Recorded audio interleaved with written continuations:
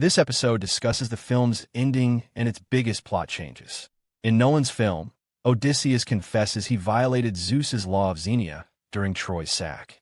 In the film, he desecrated Athena's statue and claims this initiated the Bronze Age collapse.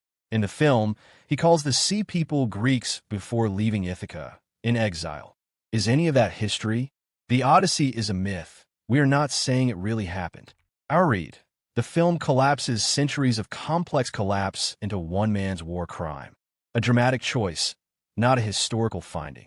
Nolan's version turns a civilization-wide disaster into a moral fable, but no text names who caused it.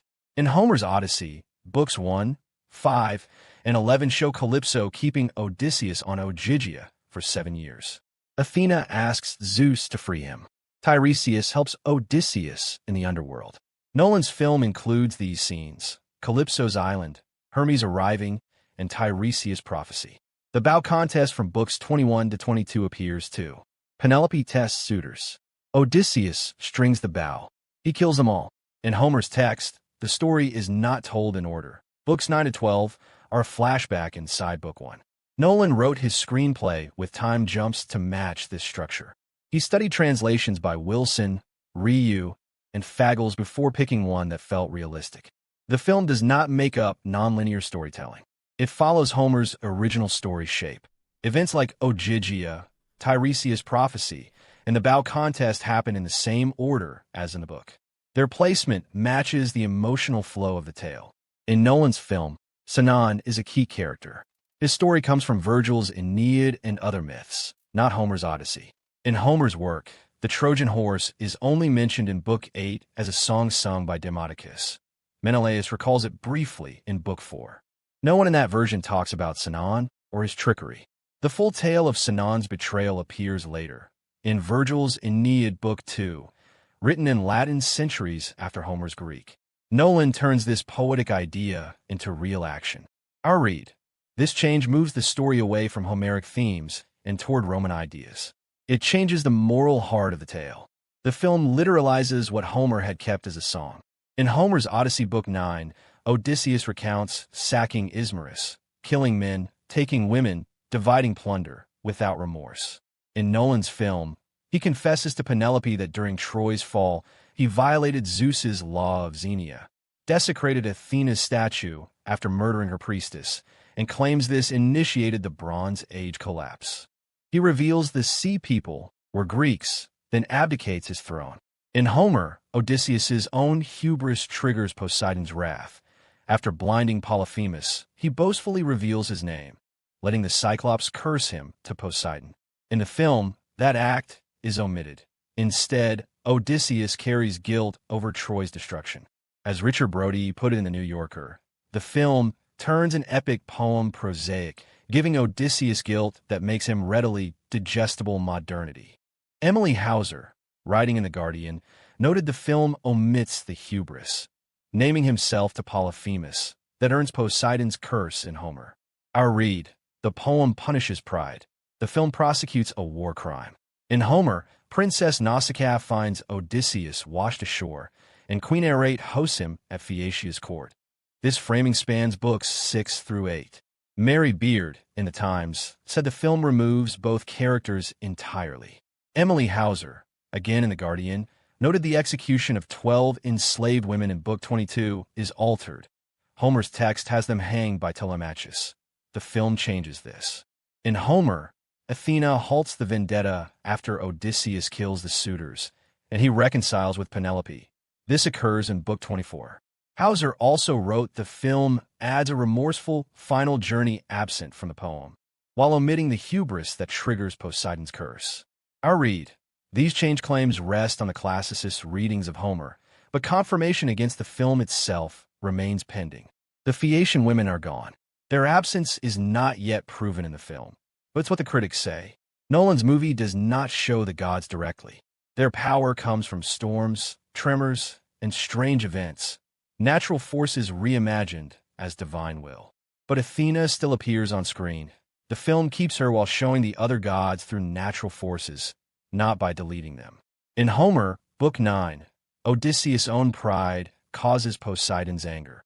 He tells his name to the Cyclops, inviting a curse. The movie skips this scene. No boast, no name, no clear reason for divine wrath. Richard Brody, writing in The New Yorker, said the story becomes readily digestible modernity, softening Odysseus' guilt and removing his ancient recklessness. Nolan's version explains supernatural events as natural forces. Lightning is not God anger, but nature's power. The gods are always present, just reimagined as powers beyond human control. Our read. This makes the myth feel urgent, not distant. A story of survival, not punishment. In Homer, divine wrath stems from mortal hubris. In Nolan's film, it's reframed through human fear and environment.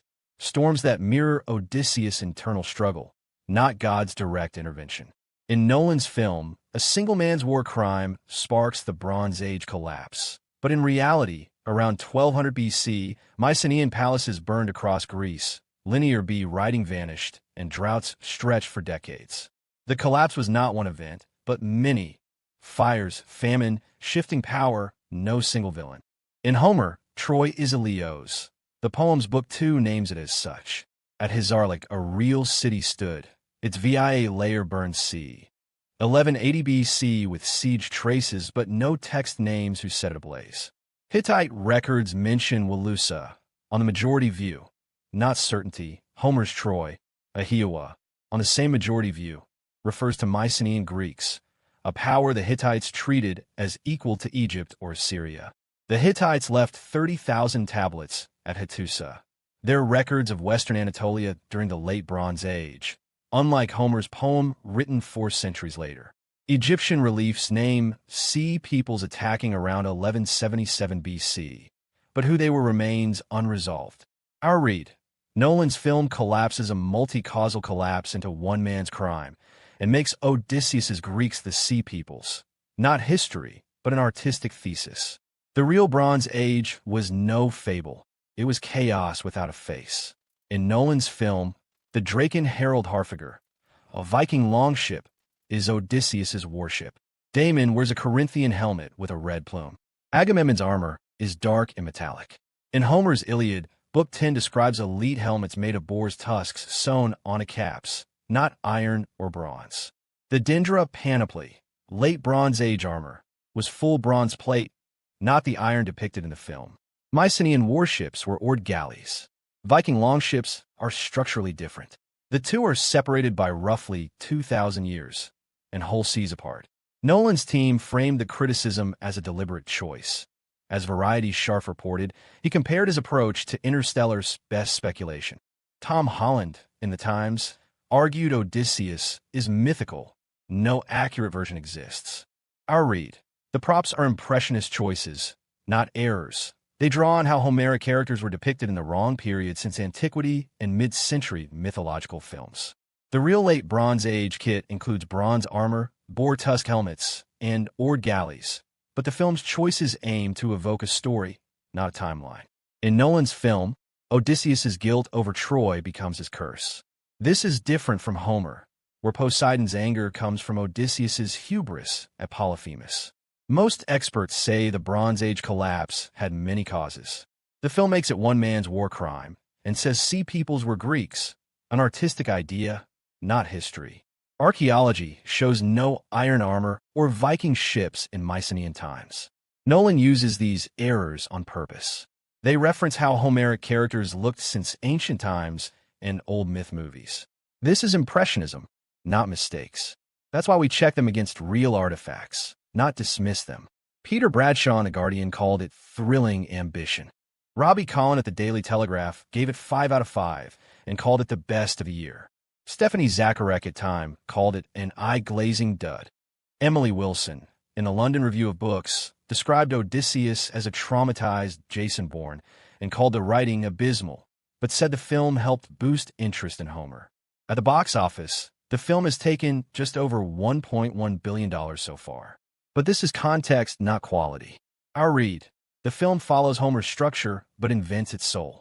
2 questions stay open: where Ithaca lies, E5, and who the Sea Peoples were, E3. The Real Odyssey ends here, with unanswered questions still hanging.